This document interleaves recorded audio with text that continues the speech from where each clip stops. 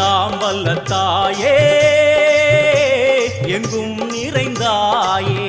உன் திருநாமமே இங்கு பல கோடியே அதில் எதை சொல்லி நான் அழைப்பேனோ